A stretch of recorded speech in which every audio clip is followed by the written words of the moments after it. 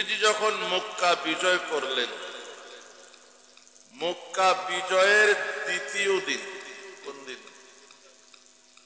বেলা অনুমানিক 9টা-10টার সময় সাহাবায়ে কেরামকে নবীজি বললেন, মক্কার আশেপাশে পাহাড়ের গুহায় যত কাফেররা আছে সবাইকে কাবা ঘরের সামনে হাজির করো, আমি তাদের সাথে কথা বলব। বলেন কোন দিন?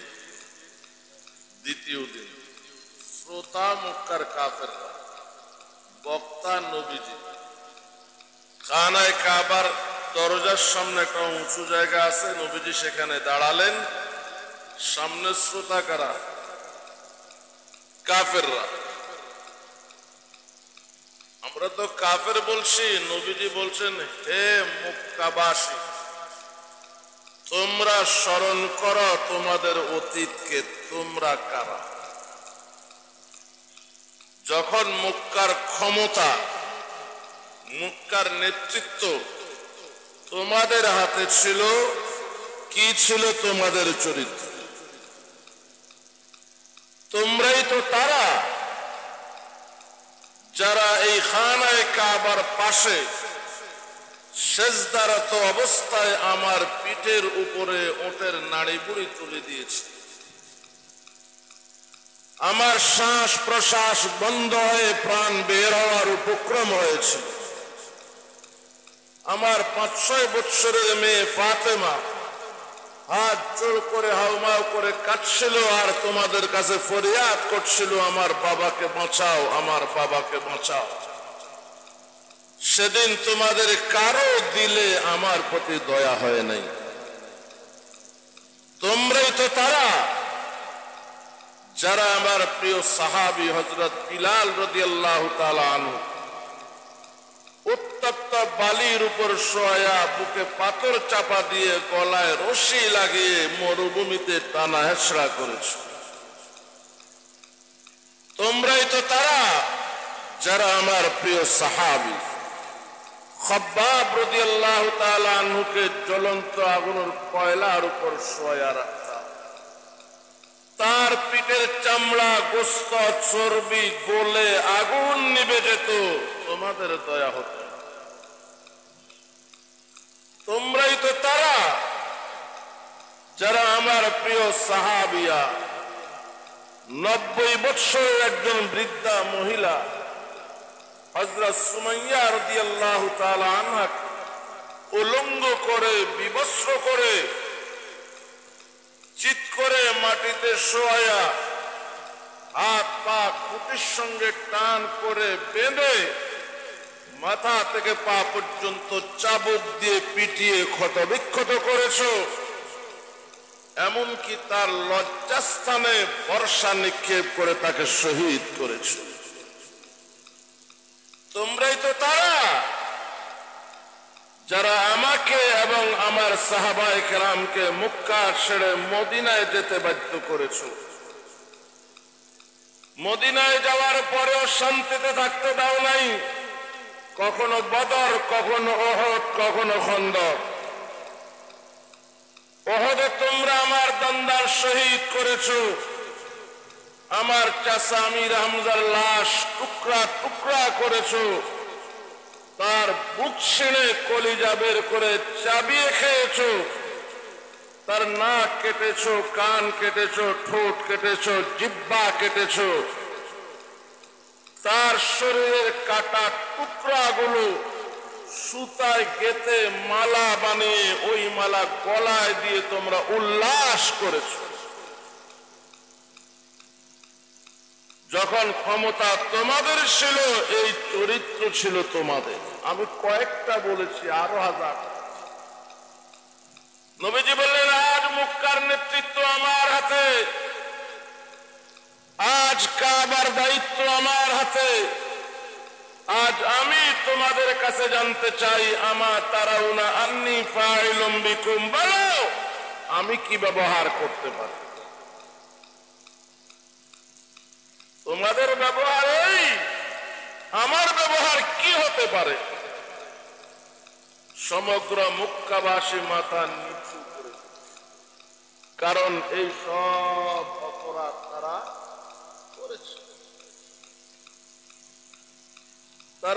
জোড় করে বলল, আনতা ইবনুন করিম ওয়া আখু ইবনিন করিম ওয়া আখুন করিম। বয়স্ক কাফেররা বলল, আপনি আমাদের প্রিয় সন্তান, আপনি আমাদের প্রিয় ভ্রাতুষ্পুত্র। সমবয়সী কাফেররা বলল, আপনি আমাদের প্রিয় ভাই। আমরা চাই প্রিয় সন্তান মা বাবার সঙ্গে যে ব্যবহার করে, প্রিয় ভ্রাতুষ্পুত্র চাচাদের সঙ্গে যে ব্যবহার করে, প্রিয় ভাই ভাইদের সঙ্গে যে ব্যবহার করে, আপনি আজ আমাদের সঙ্গে সেই ব্যবহার করবেন। নবীজি কি বললেন? লা তাসরিবা আলাইকুমুল ইয়াউম। আমার ভাই হযরত ইউসুফ আলাইহিস সালাম বিমাতা ভাইদের কর্তৃক নির্যাতিত নিপীড়িত হয়ে গোলাম হিসাবে বিক্রয় হয়েছে, মিশরে গিয়ে জেল খেটেছে। এক পর্যায়ে মিশরের রাজত্ব আল্লাহ পাক তাকে দিয়েছে। ভাইরা কাঙ্গাল হয়ে খাদ্য রসদের জন্য মিশরের দরবারে উপস্থিত। যখন পরিচয় হলো, ভাইদের কাঁপ শুরু হয়ে গেল। আজ জানি আমাদের কপালে কি আছে। ইউসুফ আলাইহিস সালাম তার ভাইদেরকে ক্ষমা করে দিলেন। আমি আমার ভাই ইউসুফ আলাইহিস সালামের অনুসরণে আজ তোমাদেরকে ক্ষমা করে দিলাম। বিলালের নির্যাতন মাফ, খব্বাবের নির্যাতন মাফ, সুমাইয়ার নির্যাতন মাফ, আমির হামদার লাশের টুকরা মাফ। কাবার দুয়ারে দাঁড়িয়ে নবীজি যখন মক্কাবাসীকে ক্ষমা করে দিলেন, আল্লাহ পাক সূরা আহজাবের 61 নং আয়াত নাযিল করে বলেন, না, আপনি এদের সবাইকে ক্ষমা করে দিতে পারেন না। আপনি এদের সবাইকে ক্ষমা করে দিতে পারেন না। মালউনিনা আইনামা সুকিফু উখিযু ওয়া কুতিলু তাকতীলা। এদের মধ্যে কিছু অভিশপ্ত কুলাঙ্গার কাফের আছে, ওদের ক্ষমা নাই। ওদের যেখানে পাওয়া যাবে সেখানে পাকড়াও করে জবাই দিতে হবে। এই আয়াত নাযিল হয়েছে 16-17 জন কাফের বিরুদ্ধে। কতজন? 16 বা 17 জন কাফের বিরুদ্ধে। বলুন, নবী বড় দয়ালু না আল্লাহ বড় দয়ালু?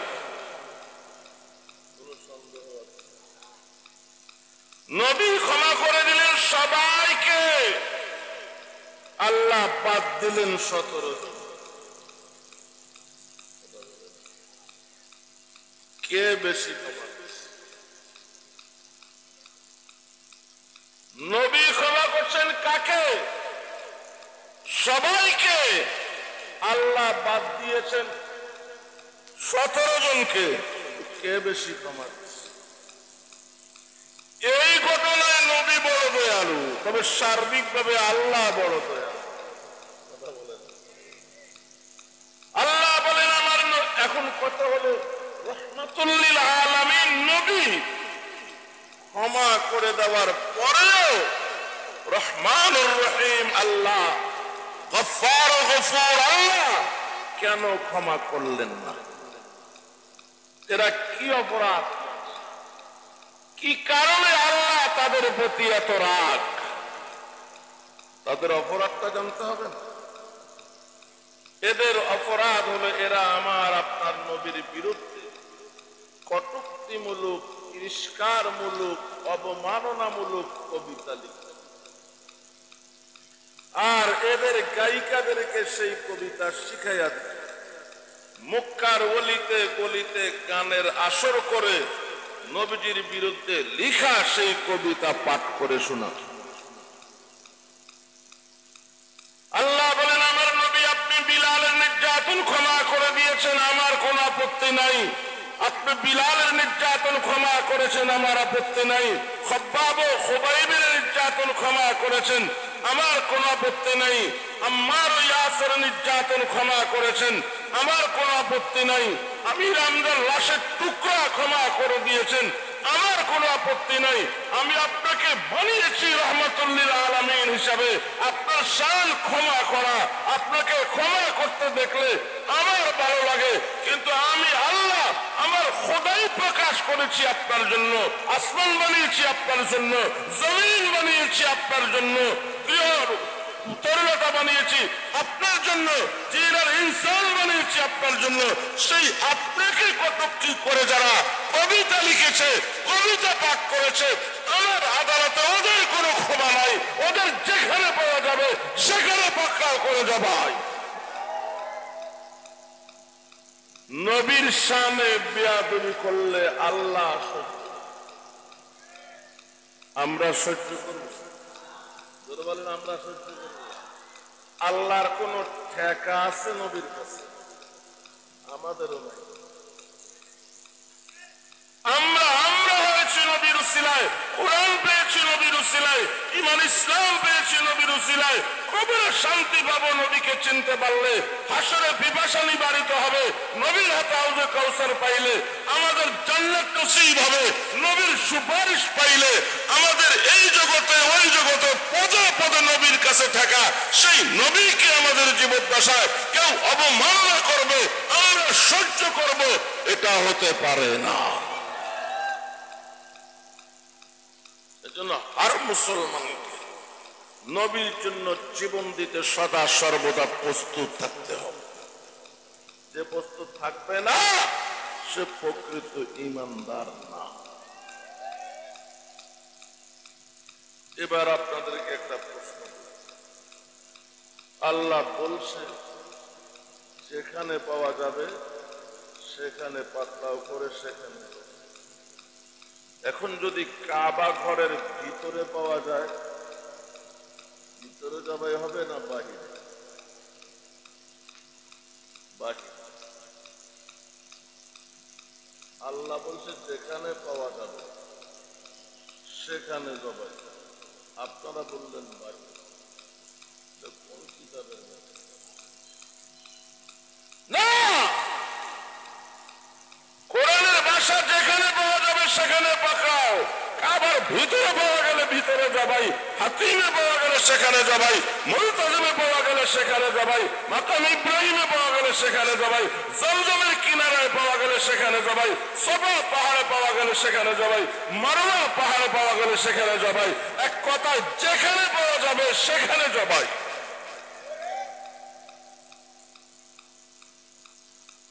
যে জায়গাগুলোর নাম আমি নিয়েছি এই জায়গাকে বলা হয় হারাম শরীফ। হারাম শরীফ, এখানে মশা মারা হারাম, মাছি মারা হারাম, গাছের পাতা ছিঁড়া হারাম, পিঁপড়া মারা হারাম, কিন্তু ওদেরকে জবাই করা হয়। কি বুঝলেন? পিঁপড়া, মশা, মাছি গাছের পাতার সমান মূল্য তাদের নাই। যে নবীকে অবমাননা করে আল্লাহর কাছে পিঁপড়ার সমান মূল্য তার নাই। পিঁপড়া মারতে কোনো আফসোস হয়? মশা মারতে কোনো আফসোস হয়? নবীর দুশমন যারা নবীকে গালি দেয়, যার সামনে পড়বে সে মাথা উড়িয়ে দেবে, কোনো আফসোস নেই। যেখানে পাওয়া যাবে সেখানে মাথা উড়িয়ে দিতে হবে, এটাই আল্লাহর আদেশ। কারণ নবীর জন্যই তো সব।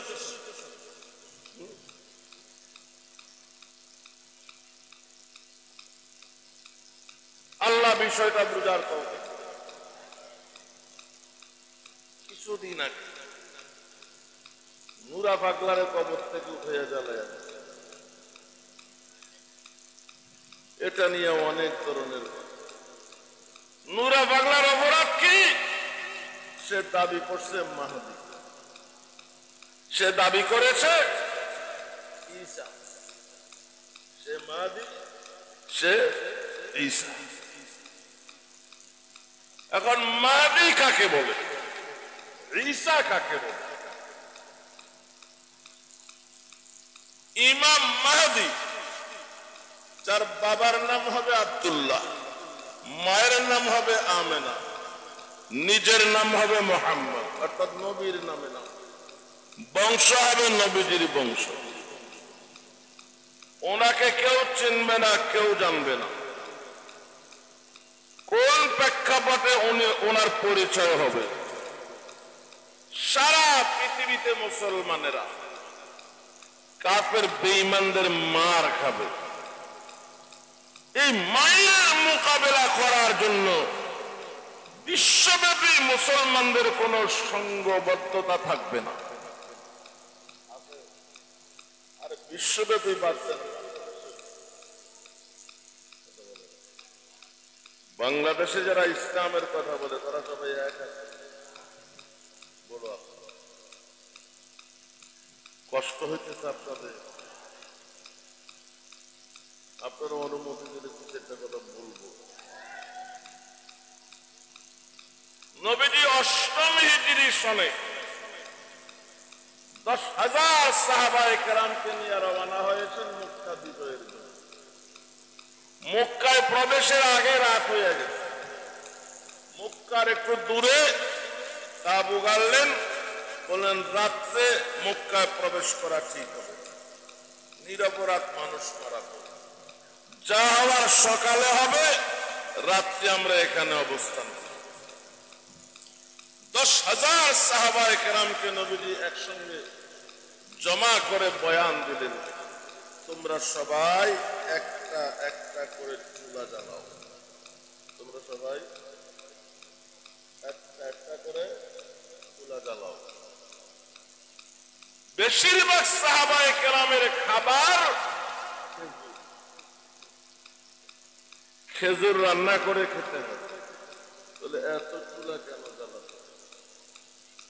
নবীজি বললেন, শোনো, রাতে মক্কাবাসী আমাদের অবস্থা জানার জন্য বেরিয়ে আসবে। তোমরা যদি সবাই একটা করে চুলা জ্বালাও, মক্কাবাসী ধরে নেবে এক এক চুলায় যদি 10 জনের রান্না হয়, এখানে লোক আছে 1 লাখ। 10,000-এর মোকাবেলায় দাঁড়াবার সাহস তাদের থাকলেও 1 লাখের মোকাবেলায় দাঁড়াবার সাহস তাদের নাই। রাতের মধ্যে অর্ধেক মক্কা খালি হয়ে যাবে, সকালবেলা বিনা বাধায় বিনা যুদ্ধে মক্কা। বলুন, সৈন্য আছে কত? নবীজি ফর্মুলা দিলেন যাতে শত্রুরা মনে করে আছে 1 লাখ। কথা বলে না? সৈন্য আছে কত? 10,000। নবীজি ফর্মুলা দিলেন যাতে শত্রুরা মনে করে আছে 1 লাখ, আর আমরা আছি 1 লাখ।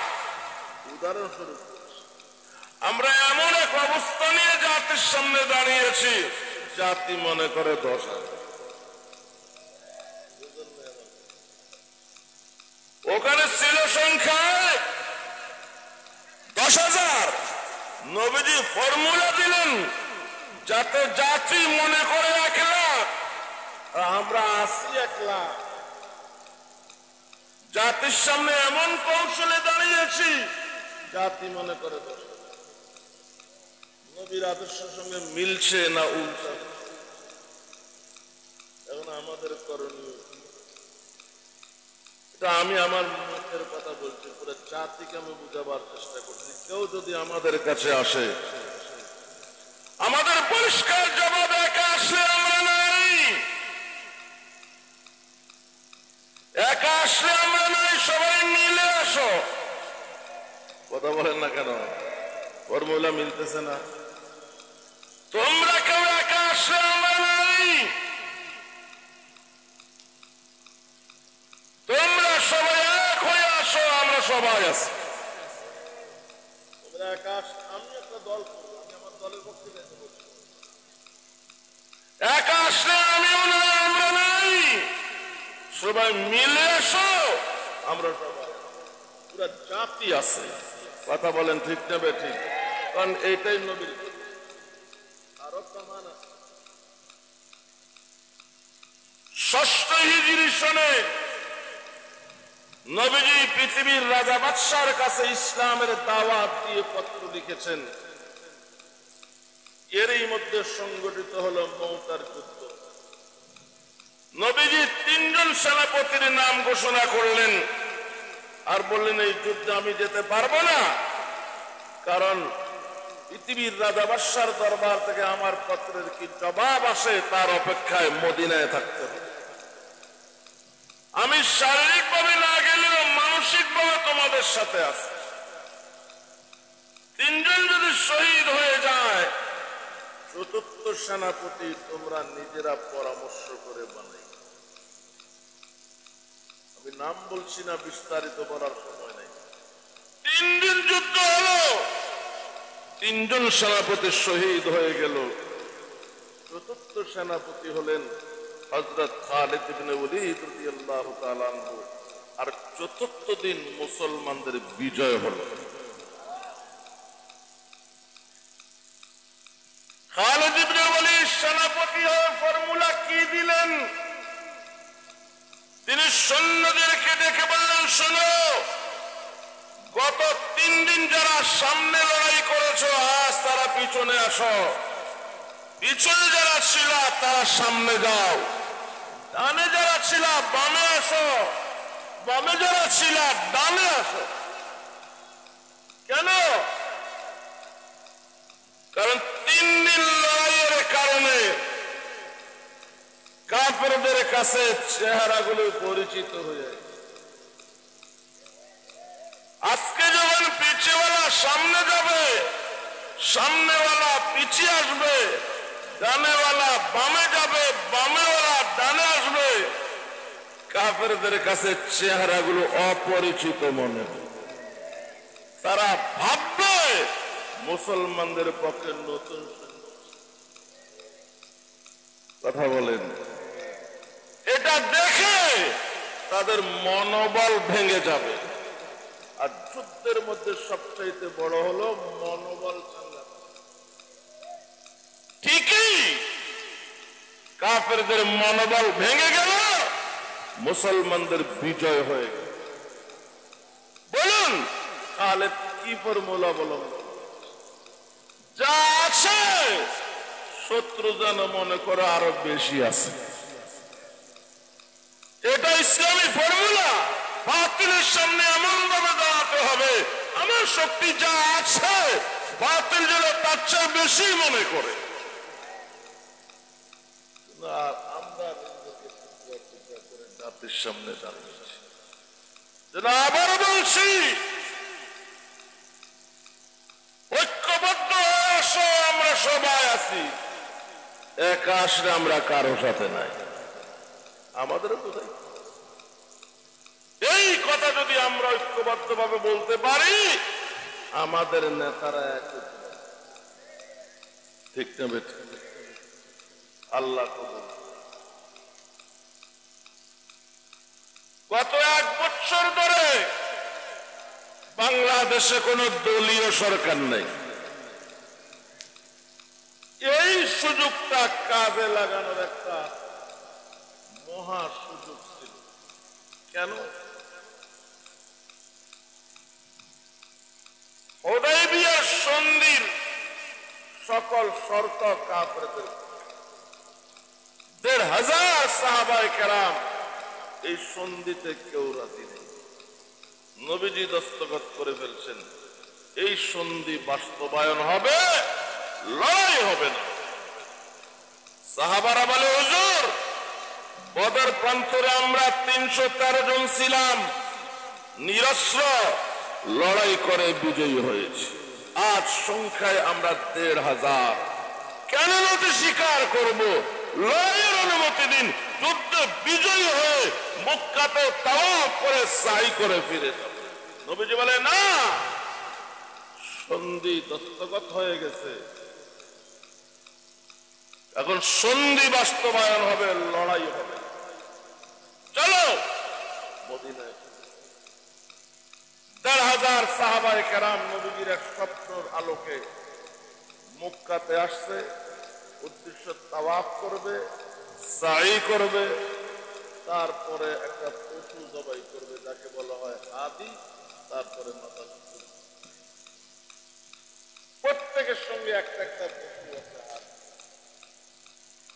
নবীজি ঘোষণা দিলেন, শোনো, যেহেতু লড়াই হবে না, মদিনায় ফিরে যাওয়াটা চূড়ান্ত, সন্ধি বাস্তবায়ন হবে, তোমরা সবাই আপন আপন পশু জবাই করে ফেলো। একজন সাহাবীও পশু জবাই করে। নবীজি পেরেশান হয়ে আম্মা জান উম্মে সালমা রাদিয়াল্লাহু তাআলা আনহার তাবুতে গেলেন। ওই যুদ্ধে নবীজির সঙ্গে আম্মা জান উম্মে সালমা রাদিয়াল্লাহু তাআলা আনহা, উম্মে সালমা রাদিয়াল্লাহু তাআলা আনহা বলেন, হুজুর আপনাকে পেরেশান দেখাচ্ছে, কি ঘটনা? নবীজি বলেন, আমার সাহাবারা কেউ আমার কথা শুনছে না, মানছে। আমার সাহাবারা কেউ আমার কথা শুনছে না, মানছে।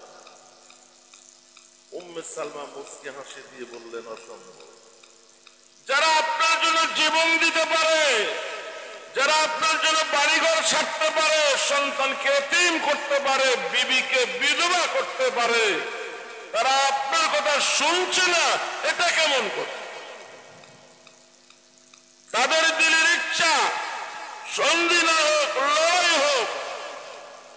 আপনার সিদ্ধান্ত যদি চূড়ান্ত হয়, লড়াই হবে না, সন্ধি বাস্তবায়ন হবে, তাহলে আমার কাছে ফর্মুলা আছে, এক মুহূর্তে সব সাহাবারা আপনার কথা শুনবে, পশু জবাই করে। এই ফর্মুলা আমার কাছে আছে। কে বলতেছে? উম্মে সালমা বিশ্বনবীকে বলতেছে, সাহাবারা আপনার কথা মানার ফর্মুলা আমার কাছে আছে। তাহলে বিবির কাছেও ফর্মুলা থাকে স্বামীকে শান্ত করা, তাকে কি থাকে না? তাকে দাসী মনে করবেন না, তার কাছ থেকে মাঝে মাঝে বুঝতে দিবেন। নবীজি বলেন, সেই ফর্মুলা কি? উম্মে সালমা রাদিয়াল্লাহু তাআলা আনহা বলেন, আপনি তাবু থেকে বের হয়ে কারোর সঙ্গে কোনো কথার দরকার নাই, আপনার যেটা পশু সেটা জবাই করে। সাহাবারা যখন দেখবে আপনার পশু জবাই হয়ে গেছে, সাহাবারা ধরে নেবে সিদ্ধান্ত চূড়ান্ত, আর আগ্রহ দেখাইয়া লাভ নাই, সবাই আপন আপন পশু জবাই করে। মুহূর্তে সব পশু জবাই হয়ে যাবে। প্রশ্ন হলো, ১,৫০০ সাহাবায়ে কেরামের কথা না রেখে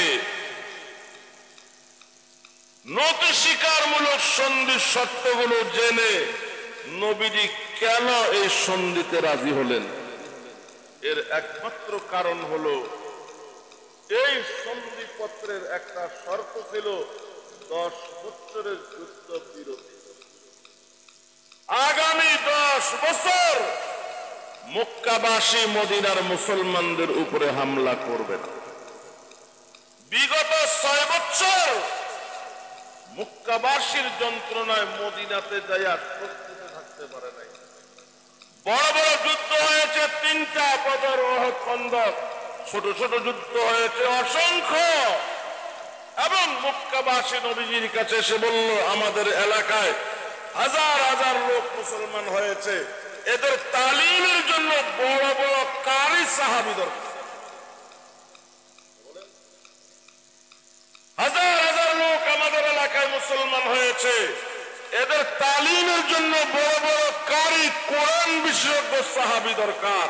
নবীজি সাহাবায়ে কেরামদের মধ্যে থেকে বেছে বেছে 70 জন কারিকে পাঠিয়েছে মক্কায়। আর বীর মাউনা নামক জায়গায় কাফেররা প্রতারণা করে এই 70 জনকে জবাই করেছে।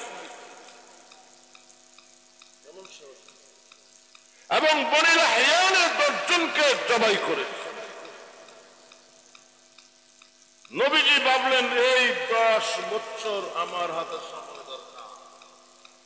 মক্কাবাসীর পক্ষ থেকে নিশ্চিন্ত থাকবো, মদিনার ইহুদিদেরকে শায়েস্তা করব, আর বহির্বিশ্বে ইসলামের দাওয়াত দিয়া বহির্বিশ্বের রাষ্ট্রের অবস্থাগুলো সময়টা দরকার ছিল।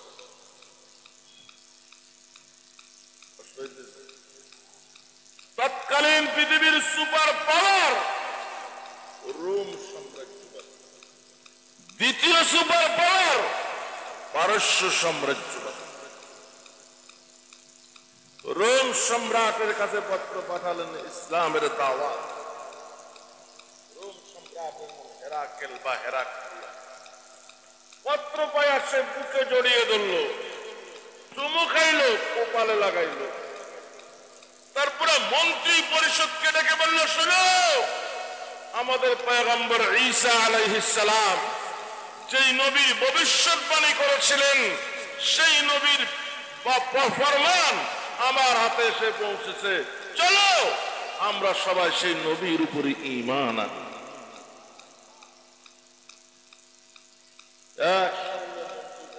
বলে উঠল, বিদেশ থেকে একটা পত্র এসেছে, আর এই পত্রের আলোকে আমরা সবাই ধর্ম বদলাবো?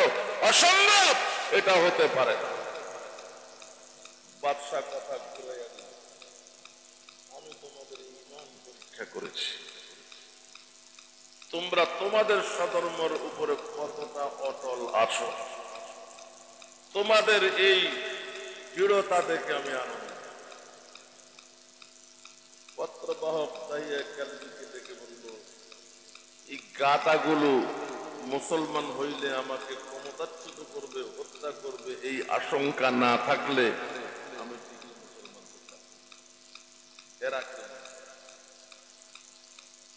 রোমের সবচেয়ে বড় গির্জার বড় পাদ্রী জাগাতির রুমি, তার একটা প্রভাব আছে পুরা খ্রিস্ট জগতের উপরে।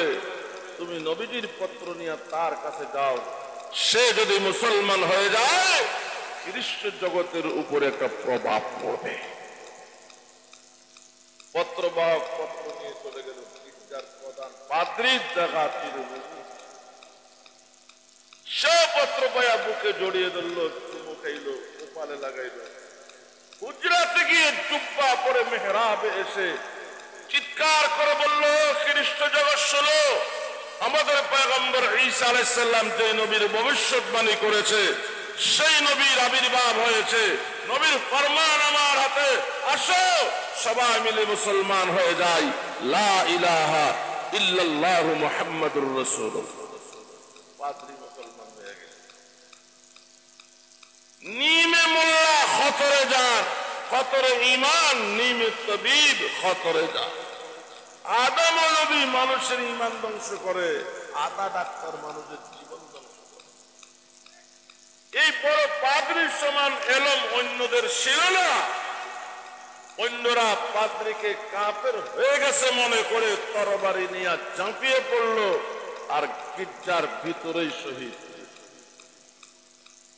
পত্রবাহক অনেক কষ্টে পত্র নিয়া আবার হেরাকেলের কাছে এসেছে। হেরাকেল আবারও বলল, ওই জগাতির রুমির পরিণতির ভয় যদি আমার না হতো, আমিও মুসলমান হতাম। সে তো মুসলমান হয়ে জীবন দিয়েছে, আমার এতটা সাহস নেই। কি বোঝা গেল?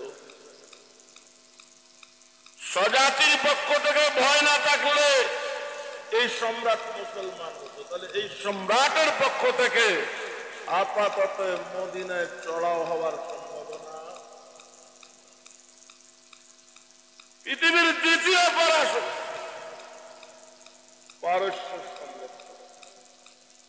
পারস্যের সম্রাট খসরু পারভেজ, সম্রাটের একমাত্র ছেলে শিরওয়া, পারস্যের সেনা প্রধান, রাজ দরবারে বসা। সম্রাট চেয়ারে বসা, সম্রাটের পাশের চেয়ারে তার একমাত্র ছেলে শিরওয়া, পারস্যের সেনা প্রধান বসা।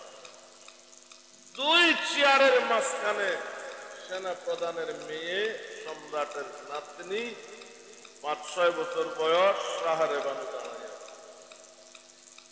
এই যখন দরবারের অবস্থা, নবীজির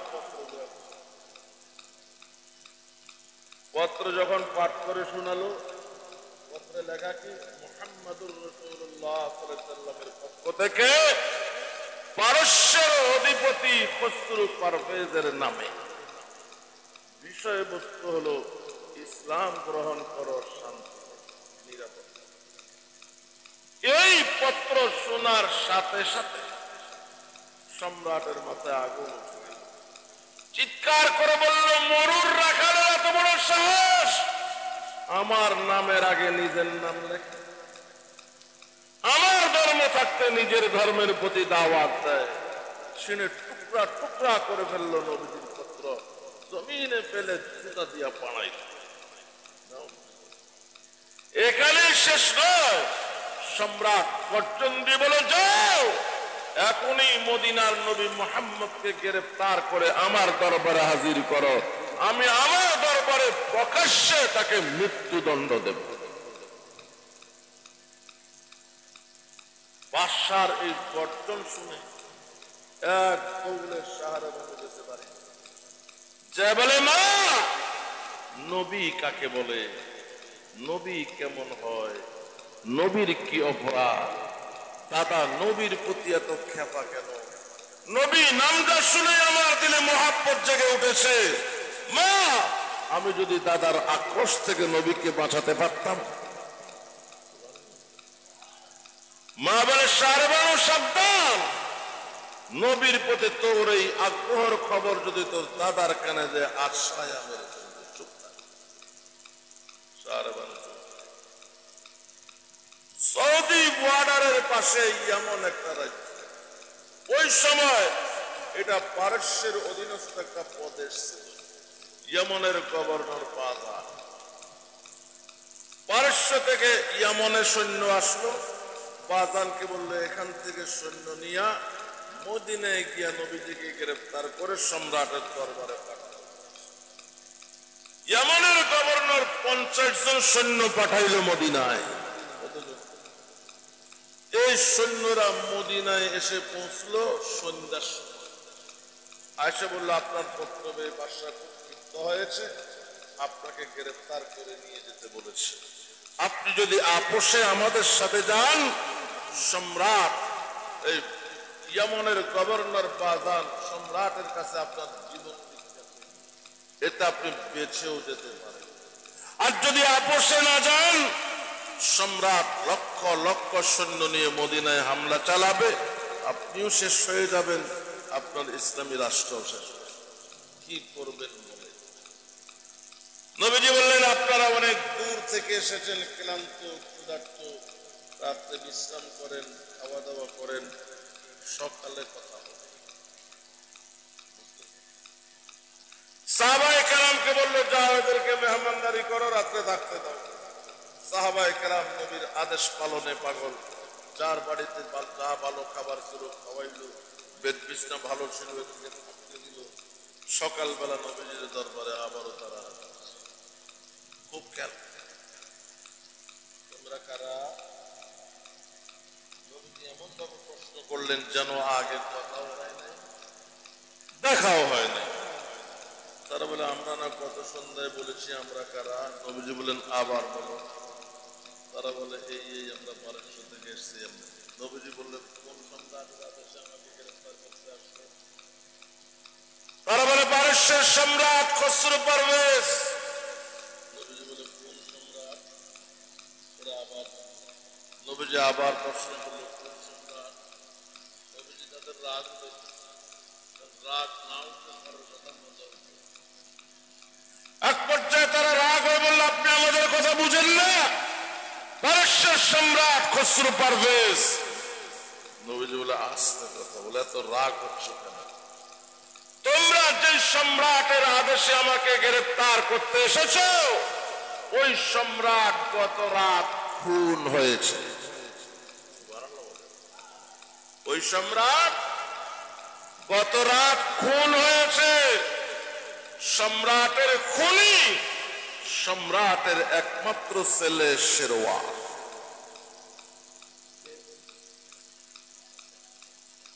পারস্যের বর্তমান সম্রাট খুনি ছেলে শেরওয়ান মোশতাক। নতুন সম্রাটের নতুন আদেশ, আমাকে যেন গ্রেফতার করা না হয়। এই ফরমান নিয়ে নতুন প্রতিনিধি আসতেছে। এখন তোমরা বলো, তারা তো আশ্চর্য হয়ে গেল, এখান থেকে 2500-3000 কিলোমিটার দূর এত ঘটনা ঘটেছে, ইনি জানেন কিভাবে? যদি এগুলি সত্য হয় গ্রেফতার করলে বিপদ, সত্য না হইলে গ্রেফতার না করলে বিপদ। তারা বললো আমরা ইয়ামনে গিয়ে ঘটনা যাচাই করব, যদি সত্যি হয় ভালো, আপনি বাঁচে গেলেন, আর যদি সত্যি না হয় আমরা আবার নবীজি বলে কোথায় যাও? সাহাবায়ে কেরামের বাড়িতে নাস্তা তৈরি হচ্ছে, নাস্তা খাইয়া তারা কয় হায় আল্লাহ, কাকে গ্রেফতার করতে আসলাম? রাতে এত সুন্দর মেহমানদারি করলো, এত সুন্দর থাকতে দিল, খাইতে দিল, সকালে নাস্তা ছাড়া বিদায় দেয় না, ইনি কি মানুষ না? খাওয়া দাওয়া শেষ, বিদের পালা। এবার নবীজি বললেন শোনো, আল্লাহ আমাকে সমগ্র জগৎবাসীর জন্য রহমত করে পাঠিয়েছেন, সেই আমার প্রতি কেউ রহমত দেখাবে, আমি তার জন্য কিছুই করব না, এটা হয়। ইয়ামানের গভর্নর তার দিলে আমার প্রতি দয়া আছে, সে আমার জীবন ভিক্ষা চাওয়ার ঘোষণা দিচ্ছে, দয়া আছে, বুঝা যায় না? শোনো, ইয়ামানের গভর্নরকে বলবা অচিরেই আমরা মুসলমানেরা ইয়ামান জয় করব, সে যদি মুসলমান হয়ে যায় সেই গভর্নর থাকবে, বদলাবো। আল্লাহ রাসূল সাল্লাল্লাহু আলাইহি ওয়াসাল্লাম কৌশলে কাফেরদের মাধ্যমে কাফের গভর্নরকে ইসলামের দাওয়াত। বলুন, সম্রাট নবীর সঙ্গে বেয়াদবি করেছে, আপন সন্তানের হাতে খুন হয়েছে। ঐশীর বাবা বাবু নগরীর সঙ্গে বেয়াদবি করেছে, ঐশীর হাতে খুন হয়েছে। আল্লাহ নবীর সঙ্গে বেয়াদবি যেমন সহ্য করেন না, নায়েবে নবী উলামায়ে কেরামের সঙ্গে বেয়াদবিও সহ্য করেন। 50 জন ইয়ামানের গভর্নরের দরবারে প্রবেশ করেছে। ঠিক সেই সময় নতুন প্রতিনিধি আইসাও প্রবেশ করেছে। বলে গভর্নর সাহেব, সর্বনাশ, যাদেরকে মদিনায় পাঠিয়েছেন ফিরাইয়া আনেন, কারণ সম্রাট খুন হয়েছে, সম্রাট ছেলে খুনি, এবং নতুন সম্রাট হলো ছেলে। নতুন সম্রাটের আদেশ নবীকে যেন গ্রেফতার করা না হয়। তারা ইয়ামনে যাইয়াই জিজ্ঞাসা করলো, ভাই কোন রাত এই ঘটনা ঘটেছে? বলে অমুক রাত। তারা বলে নবীজি অমুক রাতের কথাই বলছে। তোমরা যে 4 খবর নিয়ে এসেছো, এই 4 খবর তোমরা এখানে আসার আগেই মদিনায় নবীজি আমাদেরকে বলে দিয়েছে। এবার তারা গভর্নরকে বলল, গভর্নর সাহেব, নবীর পক্ষ থেকে আপনার কাছে ফরমান আছে, নবীজি বলেছেন অচিরেই মুসলমানেরা ইয়ামান বিজয় করবে, আপনি যদি মুসলমান হয়ে যান আপনাকেই গভর্নর রাখবে, বদলাবে না। গভর্নর বলে, যে নবীর 4 কথা সত্য হয়েছে, 5ম কথা কি মিথ্যা হবে? আমি যদি নবীকে মেনে নেই, সত্য মানা হবে, গভর্নরীয় রক্ষা হবে। তিনি বললেন, মদিনার নবীকে তোমাদের বিশ্বাস হোক আর না হোক, আমার বিশ্বাস হয়। আমি কালিমা পড়ছি, লা ইলাহা ইল্লাল্লাহু মুহাম্মাদুর রাসূল। এটা হলো নবীর সঙ্গে বেয়াদবির পরিণাম। আর আদবের পরিণাম ইসলাম গ্রহণ করেছে। আপনাদেরকে একটা প্রশ্ন, নবীর বংশ আজও দুনিয়াতে আছে? আওলাদ রাসূল যারা নবীর বংশ, ইরাকের ফুরাত নদীর তীরে কারবালার প্রান্তরে নবী পরিবারের 72 জন একসঙ্গে শহীদ হয়েছে। নবী পরিবার এখানে শেষ, বেঁচে ছিলেন শুধু একজন। কজন? ইমাম জয়নুল আবেদিন। ইমাম জয়নুল আবেদিনের মাধ্যমে আজও নবীজির বংশ বংশ পৃথিবীতে আছে, কিয়ামত পর্যন্ত থাকবে। আপনাদের কাছে আমার প্রশ্ন হলো, ইমাম জয়নুল আবেদিনের বাবা ইমাম হুসাইন, জয়নুল আবেদিনের বাবাকে, জয়নুল আবেদিনের মা লাগবে না? মা প্রশ্ন হচ্ছে,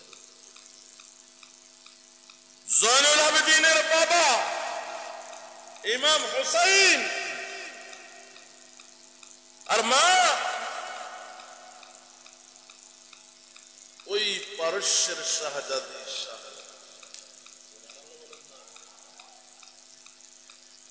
জয়নুল আবেদিনের মা পারস্যের শাহজাদি শাহরবানু, যে 5-6 বছর বয়সে নবীর জন্য মায়া প্রকাশ করেছিলেন। আল্লাহ এতটুকু মহব্বতকে পুঁজি করে নবী পরিবারের খাতুন বানালেন এবং তারই পেট থেকে জন্ম নেওয়া সন্তান ইমাম জয়নুল আবেদিনকে নবীর বংশ পৃথিবীতে কিয়ামত পর্যন্ত টিকে থাকার মাধ্যম বানালেন। এটা নবীর প্রতি মহব্বতের পুরস্কার। সুবহানাল্লাহ বলে।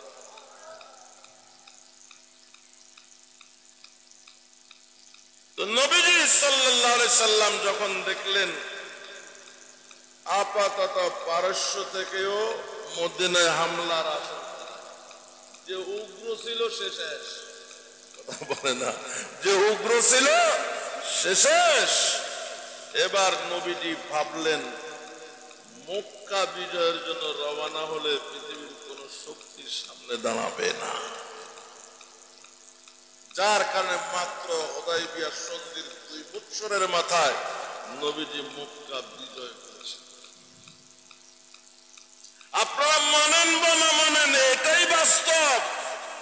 দলীয় সরকারের আমলে আমাদেরকে অনেকটা চাপে থাকে। দলীয় সরকার নাই, আমরা কোন চাপে। আজকে দলীয় সরকার থাকলে এই মাহফিল হওয়ার জন্য কত মায়ের কথা বলেন। যাই হোক, আমি কোন দলের কথা বলছি। ময়মনসিংহ নান্দাইল 500 বছর ধরে একটা ওরস মাহফিল হয়। গত বছর স্থানীয় ওলামায়ে কেরাম এটা কথা বলেন না। দলীয় সরকার থাকলে জীবনেও সম্ভব হতো না, কারণ দলীয় প্রভাবশালী কোন নেতাকে 1 বস্তা ধরাইয়া দিলে সে এটার জন্য ডাল হয়ে, এটা বন্ধ করা সম্ভব হয়েছে দলীয় সরকার না থাকার। আরো শিলের শাহপরানের মাজারে ওরসের নামে সব, গত বছর উলামায়ে কেরামের সঙ্গে মাজার কমিটির স্টাম্পে চুক্তি হয়েছে, আর সেখানে ওরস হবে না, ওয়াজ মাহফিল হবে, হক্কানি উলামায়ে কেরাম বয়ান করবে। বলেন এটাও কি দলীয় সরকার থাকলে সম্ভব হতো? গত বছর ধরে আমি বলে আসছি, যতদিন এই সরকার আছে এটা আমাদের সামাজিক পর্যায়ে প্রতিটি অঞ্চলে অঞ্চলে ইসলাম প্রতিষ্ঠা করার এই কাজটা যদি আমরা করতে পারি, এই সরকারের পরে এদেশে ইসলামী সরকার আসবে, কেউ আটকাতে পারবে না। আগে কাজ তো সব নেতারা বসবে মক্কা শরীফ। বিশ্ব মুসলিম উম্মাহকে কি করে বাঁচানো যায়? ইমাম মাহাদির বয়স সেদিন 40 পূর্ণ হবে। খানায়ে কাবা তাওয়াফ করে মাকামে ইব্রাহিমে দাঁড়াবেন নামাজ পড়ার জন্য। ঠিক সেই সময় গায়েব থেকে আওয়াজ আসবে, হাদা খলিফাতুল্লাহিল মাহদি ফিল আরদ, ইনি আল্লাহর জমিনে আল্লাহর খলিফা ইমাম। সবাই আওয়াজটা শুনবে, ওনাকে চিহ্নিত করবে, বিশ্ব আন্দোলনের নেতৃত্ব ওনাকে দিবে। এটা হলো আসল মাহাদি। নুরা পাগলা জীবনে কোনদিন মক্কা শরীফ যায় নাই। কথা বলেন, তার কি ইমাম মাহদী হওয়ার কোন সুযোগ আছে? ইমাম মাহদী হওয়ার কোন সুযোগ যার নাই, সে যদি মাহদী দাবি করে সে ওয়াজিবুল কতল। ইমাম মাহদী আসবে উম্মতে মুসলিমকে রক্ষা করার জন্য, জিহাদের নেতৃত্ব দিবে। নুরা পাগলা পৃথিবীর কোন দেশে জিহাদের নেতৃত্ব দিয়েছে? দাবি করছে নিজেকে ঈসা। ঈসা আলাইহিস সালাম চতুর্থ আকাশে আছে। কোথায়? ইমাম মাহদীর এই কাফেলা সিরিয়ার রাজধানী দামেস্কের শাহী জামে মসজিদে আসরের নামাজের প্রস্তুতি নেবে। নামাজ এখনো হবে না। দেখা যাবে দুইজন ফেরেশতার কাঁধে ভর করে হলুদ রঙের দুইটা কাপড় পরে ঈসা আলাইহিস সালাম নামতেছে। সাদে নামবে, সেখান থেকে নিচে নামানো হবে। আসরের নামাজ হয়ে গেছে না, ইমাম কে হবে? ইমাম মাহদীর পরিচয় আমাদের নবীর উম্মত। ঈসা আলাইহিস সালামের পরিচয় বনি ইসরাইলের নবী, সাধারণ নবী নয়, সাহেবে কিতাব ও শরীয়ত। ওনার নিজস্ব শরীয়ত আছে, বড় কিতাব আছে, ইনজিল শরীফ। একজনের পরিচয় আমাদের নবীর উম্মত, আর একজনের পরিচয় বনি ইসরাইলের নবী ও রাসূল, সাহেবে কিতাব ও শরীয়ত। ইমাম মাহদী বলবেন আপনি ইমামতি করেন। ঈসা আলাইহিস সালাম মাহদীকে বলবে আপনি ইমামতি করেন। এক পর্যায়ে ইমামতির মুসল্লায় দাঁড়াবেন ইমাম মাহদী। মুসলিম শরীফের হাদিসের মধ্যে আছে, নবীজি বলেন সেই দিন তোমাদের কত আনন্দ হবে যখন দেখবা আমার উম্মত ইমাম বনি ইসরাইলের নবী। নবী হইয়া মুক্তাদি হওয়া আর উম্মত হইয়া ইমাম হওয়া সহজ কথা? এই ঈসা আলাইহিস সালাম এসে লড়াই করবেন সারা দুনিয়ার কাফের বেঈমানের বিরুদ্ধে, ইহুদি খ্রিস্টানদের বিরুদ্ধে। কি দিয়ে? চোখ দিয়ে আর না। ঈসা নবী যেদিকে তাকাবেন, যতদূর চোখের দৃষ্টি যাবে, অতদূর নাকের শ্বাস যাবে, অতদূরের মধ্যে কোন ইহুদি খ্রিস্টান বেঈমান থাকলে জায়গায় মারা যাবে। তীর বল্লম মারা লাগবে না, নাকের শ্বাসের পাওয়ারে মারা লাগবে। ঈসা নবীর দৃষ্টি থেকে বাঁচার জন্য ইহুদি খ্রিস্টানরা দেয়ালের আড়ালে আত্মগোপনে যাবে, গাছের আড়ালে যাবে। নবীজি বলেন সেদিন দেয়ালের জবান খুলে যাবে, গাছের জবান খুলে যাবে। দেয়াল বলে দেবে, গাছ বলে দিবে ইয়া ঈসা ইবনে মরিয়ম মিন ওয়ারাই ইহুদ ওয়া নাসারা ফাকতুলহু। ও ঈসা ইবনে মরিয়ম, আমার পিছনে ইহুদি খ্রিস্টান লুকিয়ে আছে, আসো দৃষ্টি দাও আর তাদের হত্যা করো। সারা পৃথিবী ঘুরে লড়াই করবেন ঈসা পয়গম্বর। তাম দুনিয়াতে একজন বেঈমান জীবিত থাকবে না, 100 ভাগ ইমানদারের রাজ কায়েম। এটা 7 বছর বা 40 বছর বলবৎ থাকবে। ঈসা নবী যেতে যেতে নবীজি রওজা মুবারকের কাছে যাবেন, জিয়ারত করে দরখাস্ত করবেন, নবীজি আমার মনের তামান্না আমার কবরটা যদি আপনার পাশে হইতো। নবীজি বললেন এটা আমি জীবদ্দশা বলে আসছি। ঈসা নবী সেখানে মারা যাবেন, নবীজির কবর মোবারকের পাশে ঈসা আলাইহিস সালামের কবর হবে। এটা হলো আসল। নূরা পাগলা যে দাবি করলো ঈসা, তার কি ঈসা হওয়ার কোন সুযোগ আছে? সে কোন দিন চতুর্থ আকাশ থেকে আসছে? ঈসা কানা দাজ্জালকে হত্যা করবে, সে কোন দাজ্জালকে হত্যা করছে? কথা বলেন না।